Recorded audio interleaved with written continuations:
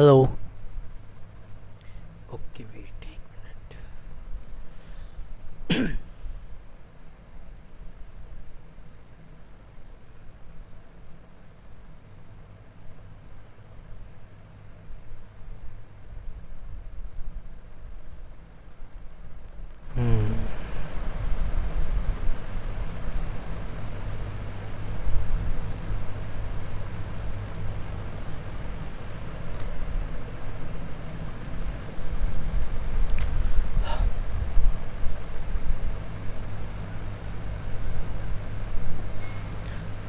चलिए फ्रेंड्स शुरू करते हैं।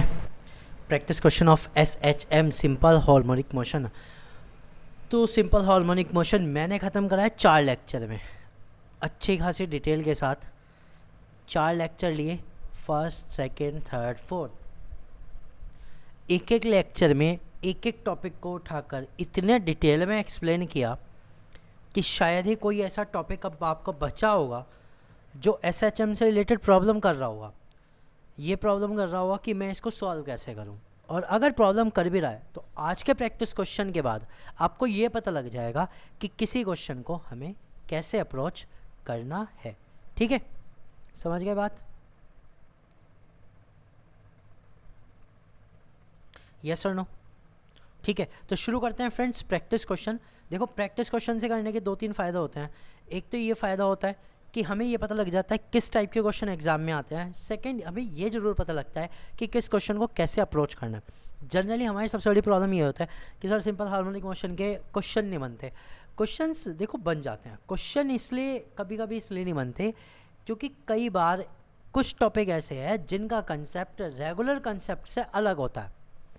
उनमें से कुछ टॉपिक आते हैं जैसे कि एसएचएम हो गया, वेव ऑप्टिक्स हो गया, और अगर मैं आपको बताऊं तो थर्मोडायनेमिक्स है। थर्मोडायनेमिक्स मतलब फिजिक्स में हीट है, उसके भी थोड़े कंसेप्ट ऐसे होते हैं जो डायरेक्टली फॉलो नहीं होते। मैकेनिक्स की अगर आप बात छोड़ दें, मैकेनिक्स एंड काइनेटिक्स, वो तो इजीली हो जाता है, लेकिन ये नहीं होते। तो कुछ टॉपिक ऐसे होते हैं जिनको अप्रोच करने का तरीका अलग होता है, उनका हर क्वेश्चन अलग हो सकता है। इसलिए तो आज वही शुरू करने वाले हैं। शुरू करते हैं प्रैक्टिस क्वेश्चन। Question number 1। हाँ, इससे पहले आपको एक चीज़ ज़रूर ध्यान में रखनी है कि अपने पास प्रैक्टिस क्वेश्चन करने से पहले फॉर्मूला लिख के रखने हैं। ठीक है, फॉर्मूला लिख के रखने हैं। कल भी दिया था मैंने होमवर्क कि फॉर्मूला वगैरह अपने पास लिख के रखना ज़रूर याद से। चलिए फिर शुरू करते हैं। हमारा सबसे पहला क्वेश्चन आता है, यदि सरल आवर्त गति को x बराबर a sine omega T plus five द्वारा दर्शाया जाता है तो इसमें ओमेगा क्या है? अरे वाह, ये तो बहुत ईजी क्वेश्चन है, जल्दी से बता दो। ये एक और बात बता दूं फ्रेंड्स, जो मैंने टेस्ट सीरीज डाली हुई है एसएचएम के 3 टेस्ट डाले हुए हैं, 3 में से फर्स्ट और सेकंड के मैंने टाइम पीरियड वाले में करा दिए थे। आज ये टेस्ट नंबर 3 का सॉल्यूशन है। टेस्ट नंबर 3 में जो क्वेश्चन है एक तरह से उसी का सॉल्यूशन है। ओके, और ये जरूरी नहीं कि सारे क्वेश्चन वही हैं, ये भी ध्यान रखना, क्वेश्चन चेंज भी है, क्वेश्चन नए भी ऐड हैं, और कुछ उसमें से स्किप किए गए हैं। तो वो आप खुद से ट्राई करना, अगर कोई डाउट रहता है तो बता देना। ठीक है, तो मैं ये भी आपको बता देता हूँ। चलिए फिर शुरू करते हैं। यदि सरल आवर्त गति को a sine omega T plus five द्वारा दर्शाया जाता है तो ओमेगा क्या है? ओमेगा क्या होता है इसमें? विस्थापन, आयाम, कोणीय आवृत्ति, फेज स्थिरांक, that is angular frequency. Very good. तो इसमें हमारा ओमेगा क्या होता है? ओमेगा होता है एंगुलर फ्रीक्वेंसी। और एंगुलर फ्रीक्वेंसी को अगर हमें निकालना है तो हम किससे निकालते हैं? ओमेगा इज इक्वल 2π/t से। ठीक है, एक और चीज़ है, ओमेगा बराबर क्या होता है? √k/m, ये भी होता है। ये दोनों चीज़ें अपनी याद रखना अच्छे से। चलिए शुरू करें अब अगला क्वेश्चन, क्वेश्चन नंबर 2। एक कण 4 सेंटीमीटर आयाम के साथ सरल आवर्त गति एसएचएम में कंपन कर रहा है। समय की स्थिति से किस विस्थापन पर इसकी ऊर्जा आधी स्थिति और आधी गतिज ऊर्जा होगी? क्वेश्चन बहुत अच्छा है। ये कह रहे हैं एक कण है, 4 सेंटीमीटर का आयाम है, यानी एम्पलीट्यूड दिया हुआ है। सिंपल सी बात है, एम्पलीट्यूड 4 सेंटीमीटर दिया हुआ है। अब वो ये कह रहे हैं कि साम्यावस्था से किस विस्थापन पर इसकी ऊर्जा आधी स्थितिज और आधी गतिज होगी। बहुत ही बढ़िया कंसेप्ट क्वेश्चन है। अगर आप इसमें थोड़ा सा दिमाग लगाओ तो ये इतना इजी है, बहुत ही ज़्यादा। खुद अप्रोच करो कि ये क्वेश्चन में कहना क्या चाह रहा है। एक बार मुझे जल्दी जल्दी कमेंट करके मैसेज करके बताओ कि ये कहना क्या चाह रहा है, इसमें आधी स्थितिज और आधी गतिज ऊर्जा को हम कैसे एक दूसरे से रिलेट कर सकते हैं, ये आपको बताना।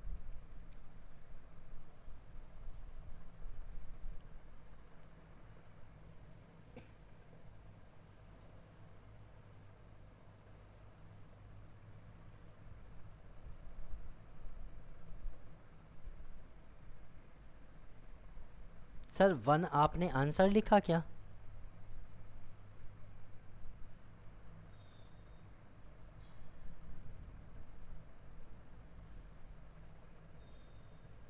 ओके चलो कोई बात नहीं, देख लेंगे। 1 सेंटीमीटर, चलो लिख लेते हैं, आपका आंसर है 1 सेंटीमीटर।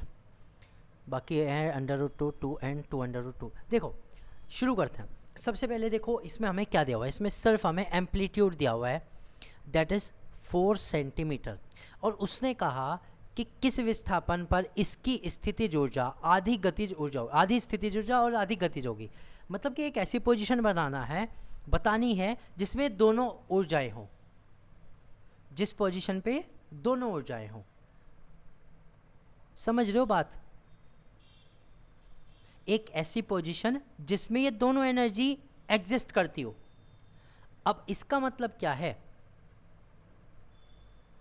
चलो एक और आंसर आया 2, ठीक है कोई बात नहीं, बताते रहो बताते रहो। अब कंसेप्ट समझो, अगर किसी भी ऑब्जेक्ट में, मैं ये नहीं कह रहा हूँ उसी एसएचएम में, कहीं भी एक चीज़ ध्यान रखना, अगर किसी पोजीशन पे वो कहता है ना कि हाफ पोटेंशियल भी है और उसी में हाफ काइनेटिक भी है, मतलब ये दोनों है, हाफ पोटेंशियल भी है हाफ काइनेटिक भी है, इसका मतलब पता क्या है कि उसकी पोटेंशियल एनर्जी बराबर काइनेटिक एनर्जी है। समझो टोटल एनर्जी कितनी होती है, टोटल एनर्जी इन दोनों का सम होता है, टोटल एनर्जी इन दोनों का सम होती है। तो अगर दोनों एनर्जी उसमें एग्जिस्ट कर रही है हाफ हाफ, तो जाहिर सी बात है दोनों एक दूसरे के बराबर हो गई। बताओ दोनों बराबर हो गई कि नहीं हो गई? इसका मतलब क्या हुआ, P बराबर के, फॉर्मूला रख के निकालो। P का फॉर्मूला क्या होता है, कल बताया था, हाफ के एक्स स्क्वायर। के का क्या होता है, हाफ के ए स्क्वायर माइनस एक्स स्क्वायर। अब ये दोनों बराबर हैं, दैट इज हाफ के एक्स स्क्वायर बराबर हाफ के ए स्क्वायर माइनस एक्स स्क्वायर। अब सॉल्व कर लो, हाफ के से हाफ के ख़त्म, एक्स स्क्वायर बराबर A square minus X square, 2x square बराबर ए स्क्वायर। आगे सॉल्व करो, एक्स स्क्वायर बराबर ए स्क्वायर बाई 2, एक्स बराबर √a²/2, एक्स बराबर a अपॉन √2, और a की वैल्यू कितनी है 4, 4/√2, that will B 2√2। Fourth is the answer. क्या आंसर आया? फोर्थ। अरे इतनों का गलत हो गया, कहाँ जल्दी करी? ऐसे ही तुक्का मार दे बस, आयाम की आधी कर दो। अरे भैया आयाम पे तो सिर्फ काइनेटिक एनर्जी डिनोट करती है, समझ गए? आयाम पे सिर्फ काइनेटिक एनर्जी डिनोट करते हैं, पोटेंशियल की भी बात हो रही, तो रिलेशन बनाना पड़ेगा आपस में, ऐसे नहीं होता। ठीक है, चीज़ें समझ में आई? तो कुल मिला के देखो, अब ये जो हाफ पोटेंशियल हाफ काइनेटिक है वो हमने इसमें तो अप्लाई कर लिया, हमने दोनों फॉर्मूले लगाए। अगर यही क्वेश्चन किसी और कंडीशन में आ जाता है, पूरी मैकेनिक्स आपने कर ली, काइनेमेटिक्स आपने कर लिया, अगर वहाँ आ जाता है तब भी आप यही चीज़ यूज़ करोगे। ये कंसेप्ट होते हैं उठा के रखने वाले अपने पास, कि अगली बार से अगर कुछ ऐसा आया तो मैं यही करूँगा। ठीक है, चलिए चलते हैं क्वेश्चन नंबर 3 पर। ये अच्छा क्वेश्चन है, इंपॉर्टेंट है। एक कण सरल और गति करता है जिसकी स्थिति x बराबर a sin omega t plus phi है। यानी इक्वेशन दे दी, x बराबर a sin omega t plus phi. अब इस इक्वेशन से इतना फेमिलियर मैंने आपको करा दिया कि एक क्वेश्चन देखते ही आपको ऐसा लगता होगा कुछ भी नहीं है, इजी है।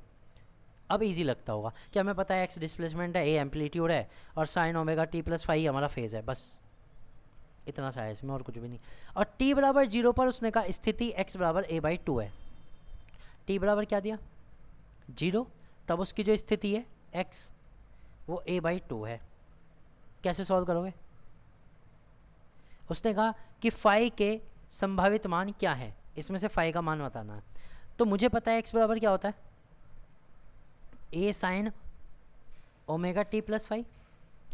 जब ए बाई 2 है बराबर ए साइन कितने पे, टी बराबर 0 पे, तो ओमेगा टी 0 हो गया कि नहीं हो गया पूरा, ओमेगा टी प्लस फाई, ए से ए कैंसिल, 1/2 बराबर साइन फाई। तो फाई की वैल्यू कितनी आ गई यहाँ से, π/6। क्या यही आंसर है? अब बताओ क्या सिर्फ यही आंसर है? और अगर यही आंसर है तो आंसर नंबर 3 ना रहा है, लेकिन नहीं, इट इज़ नॉट आंसर। यहाँ ध्यान दो, it is not the answer.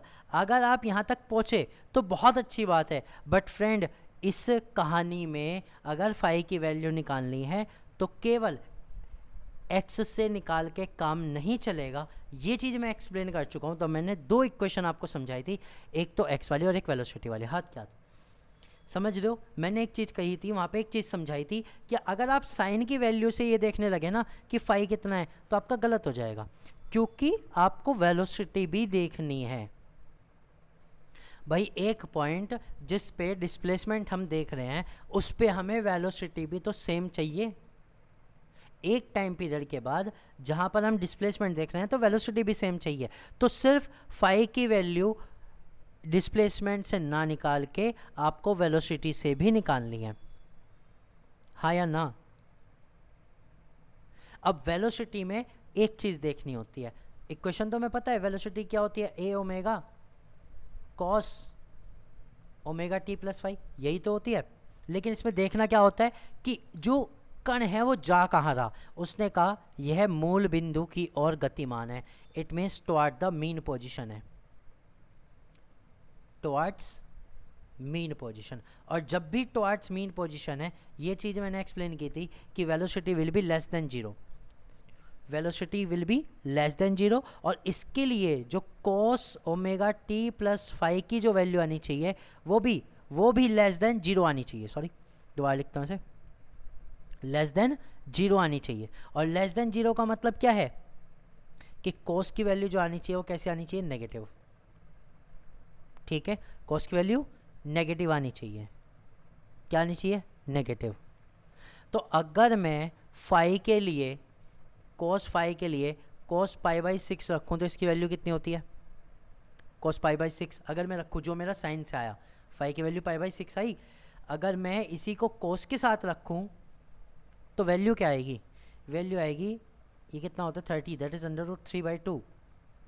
ठीक है, तो ये वैल्यू तो नहीं आएगी क्योंकि मुझे कॉस कैसा चाहिए, नेगेटिव चाहिए, इसकी वैल्यू तो पॉजिटिव आ रही है। तो इसलिए कॉस की वैल्यू 5π/6 यानी कि कॉस 150 पर आएगी -3/2।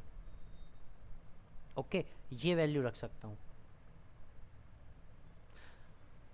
अब आप कहोगे सर आपने एक बात बताओ, कोस को माइनस में तो कर लिया, -1 भी तो रख सकते थे। ये π/6 वाला या 5/6 ही क्यों रखा, हम ये भी तो रख सकते थे π/3 या -π/3 या -2π/3। आपने ये √3/2 के लिए ही क्यों रखा, किसी और के लिए भी तो रख सकते थे। क्वेश्चन है नहीं है आपका, जेन्युइन क्वेश्चन होगा कि नहीं होगा, बिल्कुल होगा। लेकिन आप मुझे बताओ, अगर मैं फेज डिफरेंस बराबर लूँगा, भले ही एक पॉजिटिव एक नेगेटिव है, डायरेक्शन चेंज है, डायरेक्शन ही तो चेंज है, लेकिन फेज भी तो सेम होनी चाहिए। अगर मैंने एंगल ही अलग कर दिया, अगर मैंने एंगल ही अलग कर दिया तो क्वेश्चन ही गलत हो जाएगा। तो इसलिए यहाँ पे जो आंसर आएगा वो आएगा 4th 5π/6, 4th will be correct answer. तो फ्रेंड्स, जब भी ऐसा क्वेश्चन आए जिसमें फाई की वैल्यू निकालनी है, मैं आपको रिपीट कर रहा हूँ, जब भी फाई की वैल्यू निकालनी है, सिर्फ और सिर्फ डिस्प्लेसमेंट के इक्वेशन से मत निकालना, कोस वाले इक्वेशन से निकालना, कंपेयर करके तब आंसर आएगा। एक चीज़ क्लियर हो गई, हाँ या ना? अब शॉर्ट ट्रिक क्या है, शॉर्ट ट्रिक समझो। शॉर्ट जो हमने करा ना वही हमारी शॉर्ट ट्रिक बना लो। शॉर्ट ट्रिक ये बना लो कि अगर हम एक्स से साइन में वैल्यू निकाल लेते हैं, कोई भी वैल्यू फाई की निकाल लेते हैं, ठीक है, निकाल लिया हमने, कोई दिक्कत नहीं, बढ़िया लग रहा। तो आपको ना ये वेलोसिटी का पूरा लिखने की ज़रूरत नहीं है, पूरी ज़रूरत नहीं है।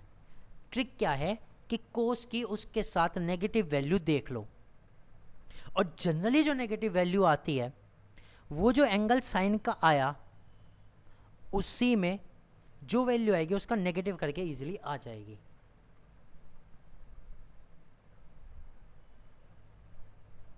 नहीं आई बात समझ में? समझो, साइन के लिए π/6 आया, तो कोस के लिए भी पहले तो π/6 रखो, लेकिन कोस के लिए अगर π/6 रखेंगे तो वो पॉजिटिव आंसर देगी। हमें हमेशा चाहिएगा इसमें वेलोसिटी के लिए नेगेटिव, खासकर जब वो मूल बिंदु की ओर गतिमान है, या फिर हम ये कहते हैं कि राइट हैंड साइड से लेफ्ट हैंड साइड जा रहा है, नेगेटिव वाले की साइड जा रहा है, तब भी ध्यान दो, तब भी हमें कॉस की नेगेटिव वैल्यू चाहिएगी। और जब कॉस की नेगेटिव वैल्यू चाहिए तो जितनी पाई जो भी वैल्यू है उसका आएगा, पॉजिटिव वैल्यू आएगी, उसी की 180 के साथ वैल्यू करके नेगेटिव वैल्यू आएगी। ओके, क्लियर हो गया? थोड़ा सा ये आपको मैथमेटिक्स लगाना पड़ेगा। खैर, चलते हैं क्वेश्चन नंबर 4 पर। क्या कोई ये ग्राफ निकाल सकता है? इसने कहा सरल गति में मान लो f त्वरण है, f को इन्होंने एक्सेलेरेशन मान लिया, a की जगह f को मान लिया, और t जो है आवर्तकाल है, दैट इज टाइम पीरियड, ठीक है, और x जो है डिस्प्लेसमेंट है। ग्राफ बताना है, बताओ f इंटू टी और x का ग्राफ बताना है। निकाल सकते हो, है कोई तरीका? f into T versus x, f versus x नहीं बताना, f into T versus x बताना, f into T versus x. f versus x का तो मैंने बताया था आपको क्या होता है, f वर्सेज एक्स का मैं समझा चुका हूँ, उसमें तो गलती होनी नहीं चाहिए। लेकिन यहाँ और a वर्सेज एक्स का भी बता रखा, लेकिन यहाँ में किसका निकालना? यहाँ में निकालना f into T versus x, और f एक्सेलेरेशन है, ये भी तो ध्यान देना। f क्या है? एक्सेलेरेशन। हो सकता है कुछ है काम कुछ यहाँ पे करने के लिए, समझ रहे हो? कुछ आ रहा है दिमाग में कैसे इसको अप्रोच करें? इजी है या टिपिकल लग रहा? आप मुझे पहले बताओ, इजी है या टिपिकल लग रहा? अगर टिपिकल लग रहा तो इजी बनाने में तो 2 ही मिनट लगेगी। देखो भाई, ग्राफ को सॉल्व करने का एक ही तरीका है कि जो फिजिकल क्वांटिटी हमें दी गई है, हाँ अब आए ना बात समझ में, टिपिकल लग रहा जबकि है नहीं। मैं आपको ग्राफ सॉल्व करने का शॉर्टकट तरीका बताता हूँ। शॉर्टकट तरीका ये है कि जो भी फिजिकल क्वांटिटी दी गई है, जिस तरह भी दी गई है, उसका एक पर्टिकुलर फॉर्मूला बना लो बस। यहाँ f इंटू टी दिया गया है ना, that is acceleration into time period दिया गया है ना, तो एक्सेलेरेशन का फॉर्मूला रखो, टाइम का फॉर्मूला रखो, टाइम पीरियड का बना लो, x के साथ कर लो काम। शुरू कर दें? बताओ, कर दूं? देखो f क्या है यहाँ पे? एक्सेलेरेशन है, मैं इसे मान लेता हूँ a, और a बराबर क्या होता है? माइनस ओमेगा स्क्वायर एक्स, यही तो होता है, इजीली मुझे पता है। अब ओमेगा स्क्वायर की जगह मैं एक चीज़ रख सकता हूँ। ओमेगा का फॉर्मूला क्या होता है जल्दी से बताओ? वो नहीं बताना k अपॉन m, टी में बताना है, टी टाइम पीरियड में बताना है, दैट इज 2π/t। तो -4 pi square upon T square, सही रखा कि नहीं? इंटू एक्स, ये मेरा f या फिर a का बन गया, f या फिर a का x से रिलेशन, तो ये आ गया t के साथ में। लेकिन हमें f इंटू टी का बनाना था, तो मैं इसमें t की मल्टीप्लाई और कर देता हूँ, तो f इंटू टी बराबर -4 pi square upon T square into x multiply by T. Square से स्क्वायर कैंसिल हो गया क्या? तो एफ टी बराबर क्या आ रहा है? -4π² अपॉन t इंटू एक्स। अब इस पूरे को अगर मैं कांस्टेंट मान लूँ, ठीक है, इस पूरे को कांस्टेंट मान लूँ, तो क्या मैं ये कह सकता हूँ जो एफ टी है वो डायरेक्टली प्रोपोर्शनल एक्स के है, क्योंकि ये जो बीच वाली चीज़ आती है मैंने बताया था कांस्टेंट रहती है। तो F into T directly proportional x के है कि नहीं? भाई मैंने यहाँ क्या करा, मैंने यहाँ फॉर्मूला ही तो बनाया, जो एफ टी बनाया था उसका एक्स में फॉर्मूला बना लिया, और बस ये देख लिया दोनों में क्या रिलेशन है, डायरेक्टली प्रोपोर्शनल आ रहे हैं। अब जब डायरेक्टली प्रोपोर्शनल आ रहे हैं, डायरेक्टली प्रोपोर्शनल आ रहे हैं, तो ग्राफ कैसा होगा? यस, 2। क्या होगा? 2 होगा। अब आप में से कुछ लोग एक चीज़ ज़रूर कहेंगे, ये कहेंगे कि सर यहाँ नेगेटिव साइन है तो ग्राफ जो है डाउनवर्ड होना चाहिए। ये डाउट आपका रहेगा, ये डाउट आपका रहेगा। किस किस का है ये डाउट कि सर डाउनवर्ड ग्राफ क्यों नहीं गया? आपने अपवर्ड सेकंड आंसर क्यों बताया? आप 3 भी तो बता सकते थे। चलो ये नहीं आ रहा 1, 4 नहीं आ रहा, कर्व नहीं आने का, तो 3 भी तो आ सकता था, डाउनवर्ड भी तो आ सकता था। बोलो बोलो, 2 ही क्यों आया होगा? क्वेश्चन पढ़ने में ही समझदारी है। यहाँ आप एक चीज़ देखो, इन्होंने इसको रिप्रेजेंट कैसे किया, इसमें किया, और इसका मतलब क्या होता है? Always positive value. कुछ ध्यान दिया? यही गलतियाँ होती हैं, समझ गए? तो हमेशा इसकी वैल्यू क्या लेनी थी? एफ टी की पॉजिटिव वाली, नेगेटिव वाली नहीं लेनी थी, एब्सोल्यूट वैल्यू लेनी थी। तो एब्सोल्यूट वैल्यू में डायरेक्टली प्रोपोर्शनल पॉजिटिव के होगा। अब जब F T directly proportional X positive है तो ग्राफ ऊपर जाएगा, ना कि नीचे। So B will be the answer. Clear हुआ आंसर? तो ऐसे कोई तुक्के नहीं मारता मैं बिल्कुल भी, बस क्वेश्चन को ध्यान देता हूँ। चीज़ें समझनी चाहिए आपको भी, यही सीखना है। समझ गए? गलती मत करके आइए अब दोबारा। जिसने की अपने लिए ताली बजा सकते हो। खैर चलते हैं क्वेश्चन नंबर 5 पे। किसी कण का विस्थापन समीकरण x बराबर 3 sin 2t plus 4 cos 2t है। आयाम और अधिकतम वेग क्रमशः होंगे। अरे वाह, बढ़िया क्वेश्चन। भाई ये भी मैं इम्पोर्टेंट कहता हूँ क्योंकि इस तरह का आता ही आता है। वो ये कहता भैया x बराबर a sin omega t plus 5, तुमने पढ़ ली, इसको तो तुम सॉल्व कर लोगे, इसको करके दिखाओ। यहाँ 2 इक्वेशन कंबाइन कर दी, 3 sin 2t plus 4 cos 2t, इसने 2 कंबाइन कर दी। कह रहा अब इसे सॉल्व करके दिखाओ, अब इससे निकाल के दिखाओ चीज़ें, हम तो तब माने आपको। कर सकते हो हाँ या ना? किस किस को लगता है इजीली हो जाएगा?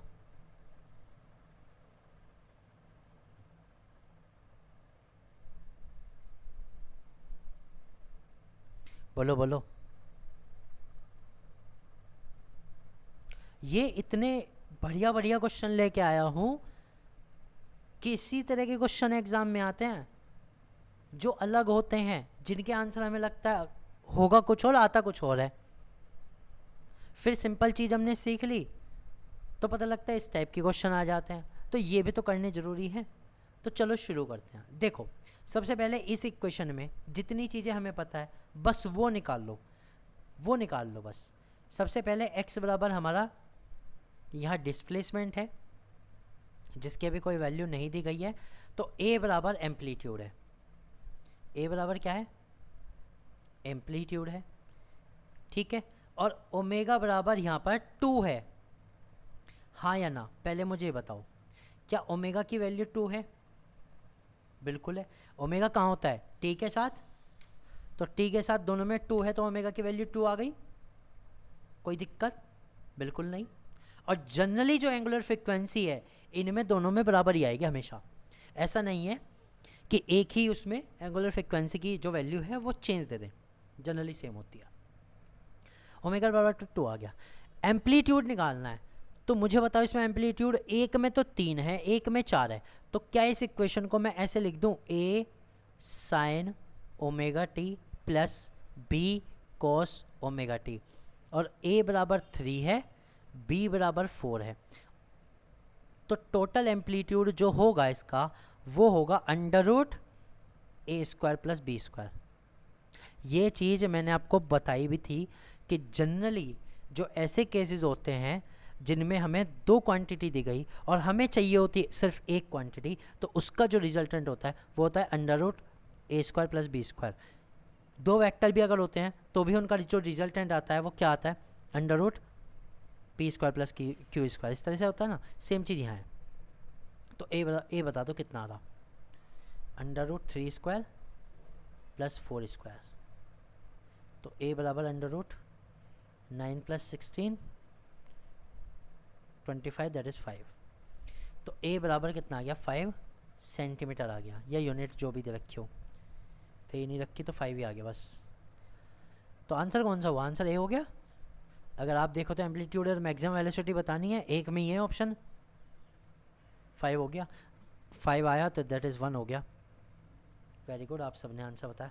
लेकिन मैक्सिमम वेलोसिटी पे तो निकालनी है, निकाल के देखते हैं। हो सकता है एग्जाम में 2 दे दे, एग्जाम में ये भी दे दे 5 और 8। अब बताओ, है ना, तो निकाल के देखो।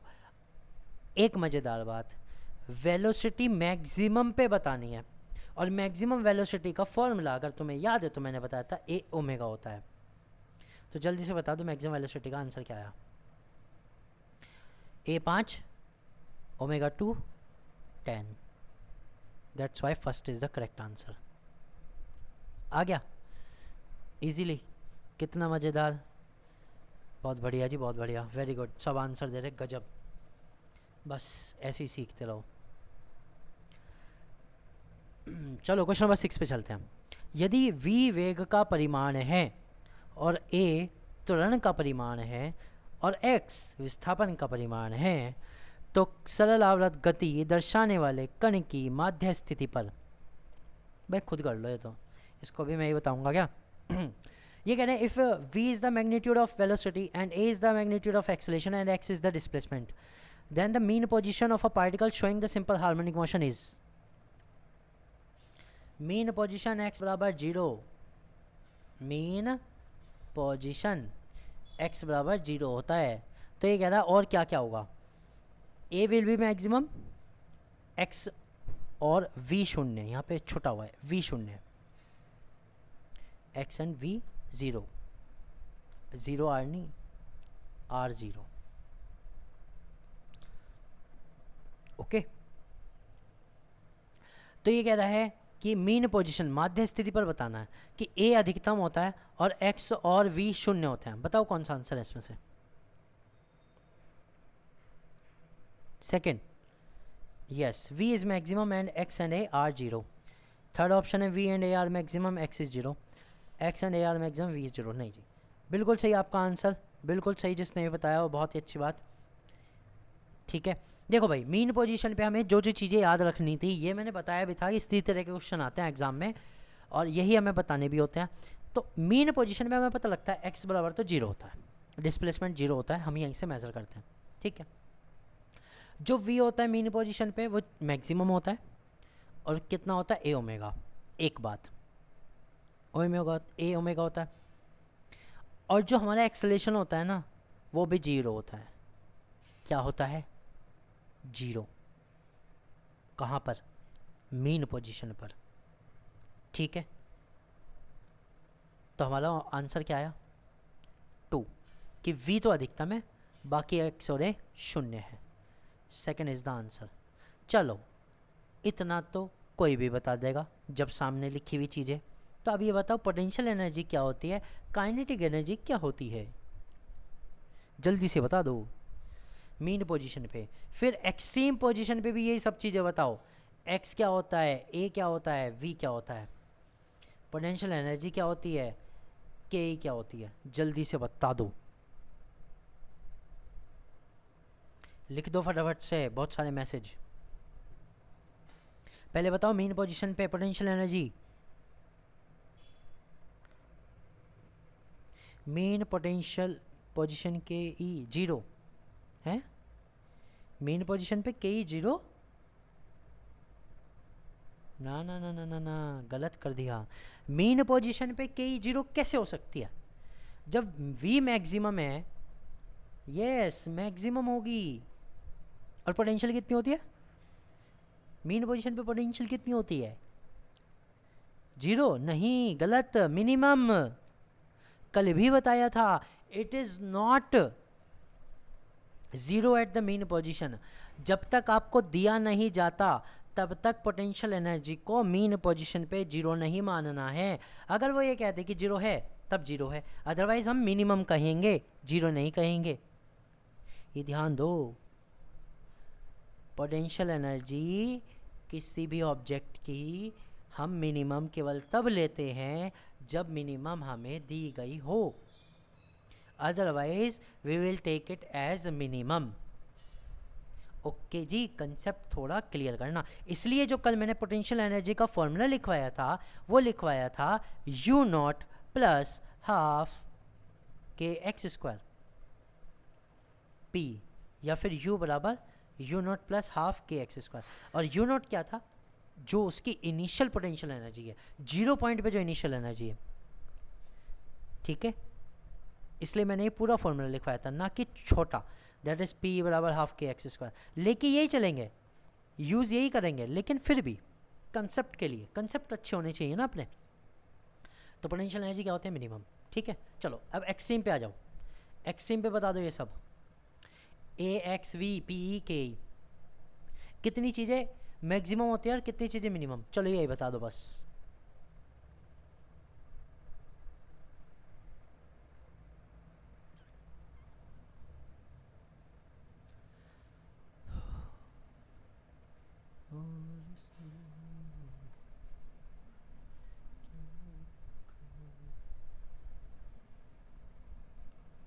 एक्सट्रीम, ए मैक्सिमम, वेरी गुड। देखो भाई शुरू करो।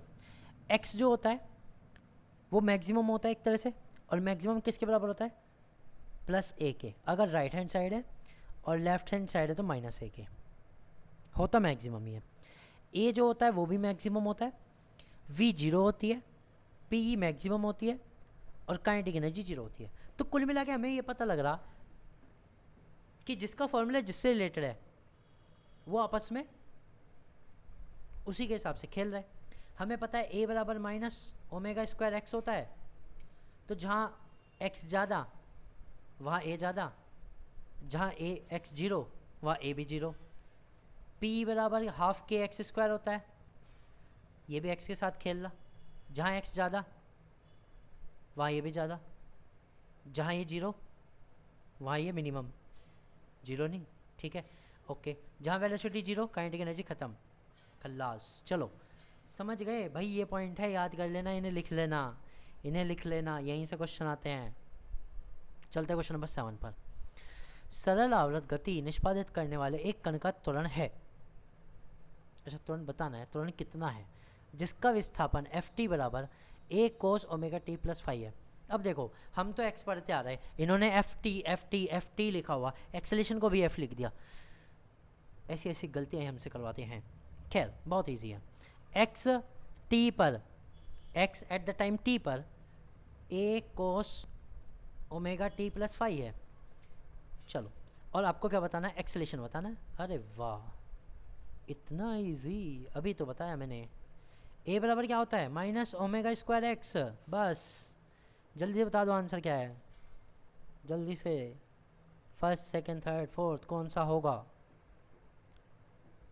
कुछ भी नहीं करना है इसमें तो।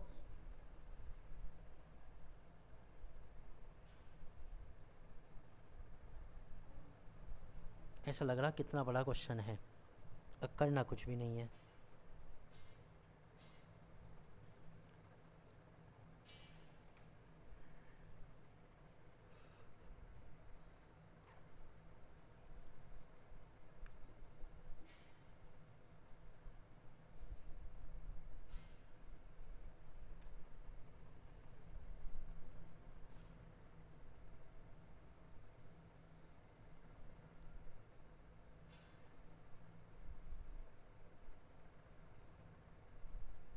फर्स्ट थर्ड, थर्ड कैसे आ सकता है भला?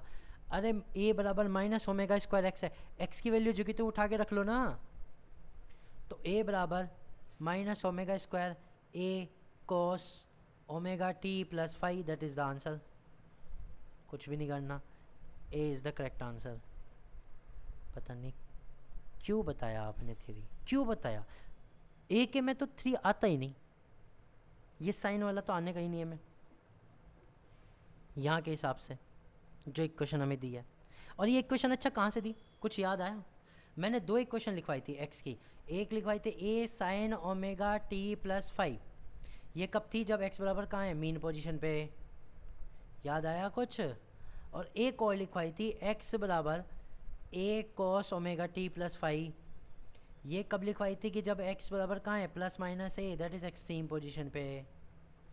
तो हमें यही वाली दी हुई है, तो यही वाली दी हुई है, तो इसी के अकॉर्डिंग निकालेंगे बस। ठीक है जी, तो ये गलतियाँ मत किया कीजिए। एक बार इन क्वेश्चन को जरूर रिपीट करना, टेस्ट जाकर जरूर देना। क्वेश्चन नंबर 8 पे चलते हैं। एक निकाय सरल आवर्त गति से चलता है, सारे सरल आवर्त गति से चल रहे हैं, हमें बता क्यों रहे हो? उसका त्वरण, the system moves at S H M, it's acceleration, उसका एक्सेलेरेशन क्या है? संदर्भ बिंदु पर हमेशा केंद्र से दूर की ओर निर्देशित होता है। संदर्भ बिंदु मतलब origin points, okay. At the point of the reference it is always directed away from the centre, is proportional to the square of the distance from the reference point. Square of distance गलत हो गया, directly proportional to the distance from the reference point and directed towards it, none of this. ये कह रहे कि जो acceleration होता है वो संदर्भ बिंदु से हमेशा केंद्र से दूर की ओर निर्देशित होता है। यानी कि ये कह रहे हैं जो एक्सेलेरेशन है अगर इसमें हो रहा है तो मीन पोजीशन से हमेशा दूर की ओर होता है, गलत। जो एक्सेलेरेशन होता है ना वो ध्यान दो मीन पोजीशन की तरफ होता है। अगर पार्टिकल इधर जा रहा है तो एक्सेलेरेशन की डायरेक्शन मीन पोजीशन की तरफ, अगर पार्टिकल इधर जा रहा है तो एक्सेलेरेशन की पोजीशन मीन पोजीशन की तरफ, हमेशा केंद्र की ओर होता है। ए हमेशा कहाँ होता है, केंद्र की ओर। एक बात, और एफ बराबर भी केंद्र की ओर होता है, ये दोनों चीज भी ध्यान रखना। एफ और ए क्योंकि आपस में एफ बराबर एम में होता है इसलिए दोनों केंद्र की ओर होते हैं। इनकी दिशा कहाँ होती है, केंद्र की ओर, चाहे जा कहीं भी रहे होंगे केंद्र की ओर। तो पहला स्टेटमेंट गलत। ठीक है, चलते हैं दूसरे पर। संदर्भ बिंदु से दूरी के वर्ग के समानुपाती होता है, गलत है, क्योंकि a बराबर माइनस ओमेगा स्क्वायर एक्स होता है, तो a डायरेक्टली प्रोपोर्शनल x के है ना कि स्क्वायर, तो गलत हो गया। Second incorrect. हाँ, ये कह सकते थे कोणीय आवृत्ति के समानुपाती होता है, किस वर्ग के समानुपाती होता है, तब ये सही हो जाता है ना।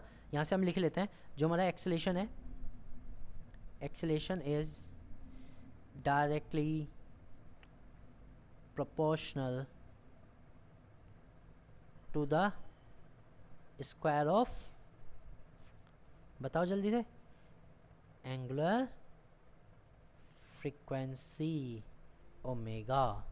ओके, तब ये स्टेटमेंट सही होती। अपने आप से क्वेश्चन बनाओ, अपने आप से चीज़ें ढूंढो, जो उसने नहीं दी वो लिख लो। अब पढ़ते हैं ऑप्शन नंबर 3। संदर्भ बिंदु से दूरी के समानुपाती होता है और उसकी ओर निर्देशित होता है, केंद्र की ओर। ध्यान देना, इंग्लिश में पढ़ो इसे, directly proportional to the distance from the reference point and directed towards it. Reference point की तरफ होता है, बिल्कुल करेक्ट है, यही करेक्ट है। इन में सबसे ज़्यादा करेक्ट कौन सा है, थर्ड, क्योंकि दूरी के समानुपाती है। ये तो मैंने निकाल के दिखा दिया, भैया निकाल के दिखा दिया कि नहीं, डायरेक्टली प्रोपोर्शनल है। और दूसरी बार केंद्र की ओर निर्देशित है, रेफरेंस पॉइंट के निर्देशित है, बिल्कुल सही। तो हमारा कौन सा आंसर हुआ इसका, 3। ये चीज़ें क्लियर हुई कि नहीं?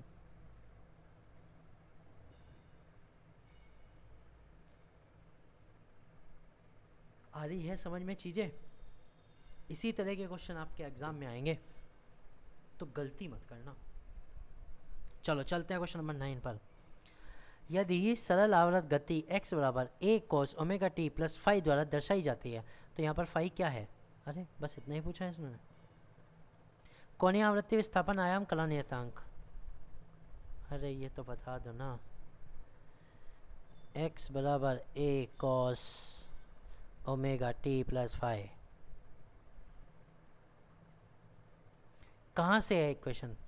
ये भी तो पता होगा, एक्सट्रीम पोजीशन से, जब पार्टिकल एक्सट्रीम पोजीशन से चलना स्टार्ट करता है। तो यहाँ 4 जो है वो सही आंसर है, that is phi is equal phase constant, phase constant, 4th is the correct answer. Okay, कला नियतांक। चलो क्वेश्चन नंबर 10, एक कण की गति का समीकरण a बराबर माइनस बी एक्स द्वारा दिया जाता है। अब देखो यहाँ मज़ेदार बात है, इन्होंने कहा कण की गति का समीकरण a बराबर माइनस बी एक्स द्वारा दिया जाता है, जहाँ a बराबर त्वरण है। अब आप कहोगे सर ये गति का समीकरण कैसे हो सकता है? एक्सेलेरेशन बराबर माइनस बी एक्स, ये गति का समीकरण दे दिया। तो यहाँ से मतलब पता क्या है? यहाँ से मतलब है सरल आवर्त गति का समीकरण, a बराबर माइनस बी एक्स दे दिया, एक फॉर्मूला दे दिया आपको। तो इतना कोई उसमें नहीं जाना, जो बताया वो समझो। a बराबर माइनस बी एक्स दे दिया, ठीक है। a त्वरण है, a एक्सेलेरेशन है, और x जो है माध्य स्थिति है, और b कोई कांस्टेंट है। कण की समयावधि क्या होगी, दैट इज टाइम पीरियड क्या होगा? निकाल सकते हो? इसका आंसर दो खुद, जल्दी दो, 1 मिनट का टाइम है पूरा। The time start now.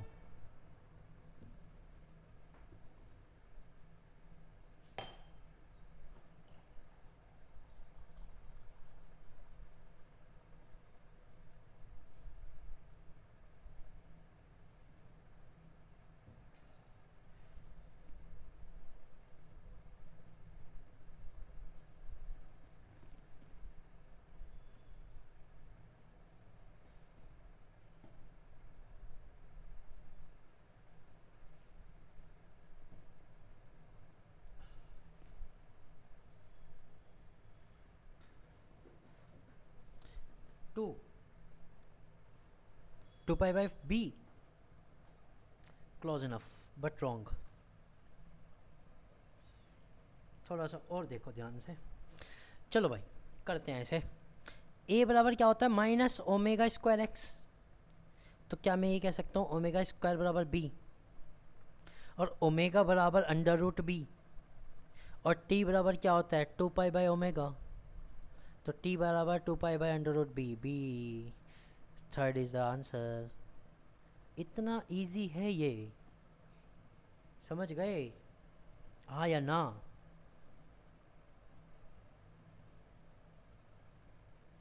थोड़ा मिस्टेक हो गया, थोड़ा ही रखना मिस्टेक को, इससे ज़्यादा हुई ना क्वेश्चन गलत हो जाएगा।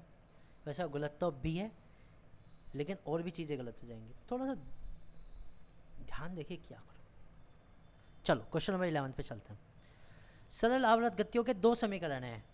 ओहो, और मज़ेदार क्वेश्चन। y1 बराबर 12 sine 50 t plus pi by 2, और y2 बराबर 12 sine 50 t plus pi by 3। 2 दे दिए, मतलब 2 हैं, अलग अलग दे दिए। बढ़िया करा। 2 गतियों के बीच कलांतर याद करो। y1 बराबर 12 sine 50 t plus pi by 2, और y2 बराबर 12 साइन 52 प्लस पाई बाई 3। अच्छा एक चीज़ समझो, एक पार्टिकल की गतियों के 2 समीकरण कैसे आ गए?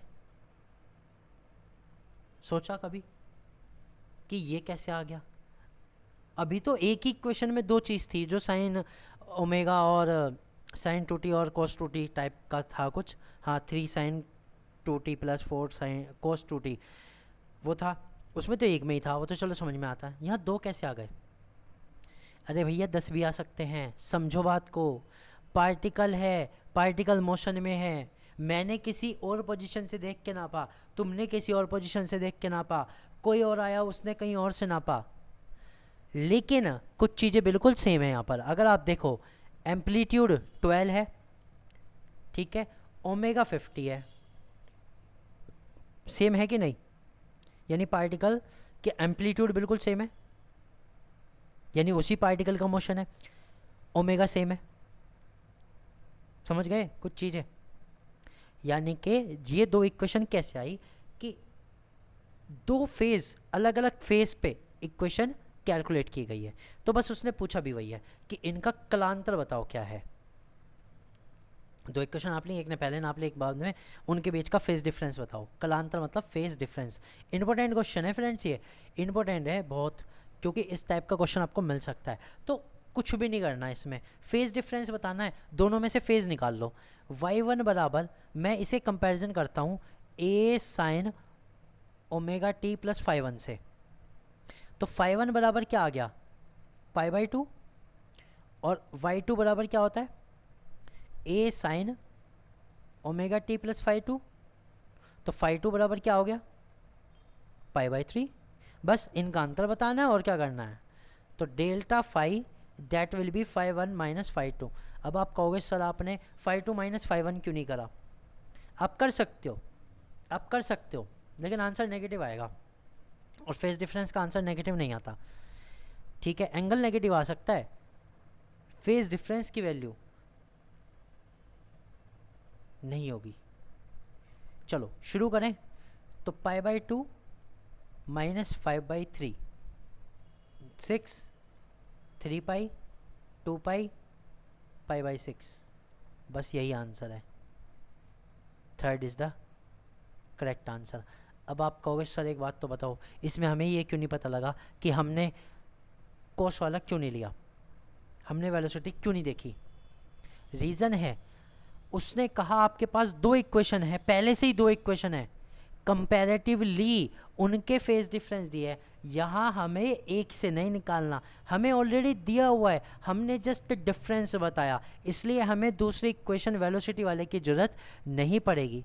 यहाँ हम फेज निकाल नहीं रहे, दिया हुआ है, जस्ट डिफरेंस निकाल रहे हैं।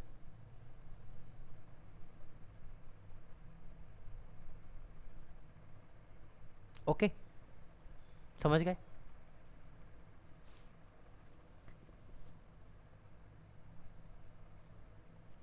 चलो क्वेश्चन नंबर 12, और ये इस चैप्टर का आज का अंतिम। सरल आवर्त गति में गतिमान किसी कण का वेग माध्य स्थिति पर होता है। कहाँ से रखा है क्वेश्चन, रखा ही क्यों है, बता दो जल्दी से भाई। किसी कण का वेग माध्य स्थिति पर होता है।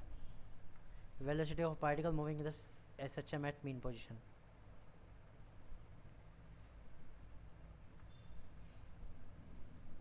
फर्स्ट मैक्सिमम, यस, अधिकतम होता है।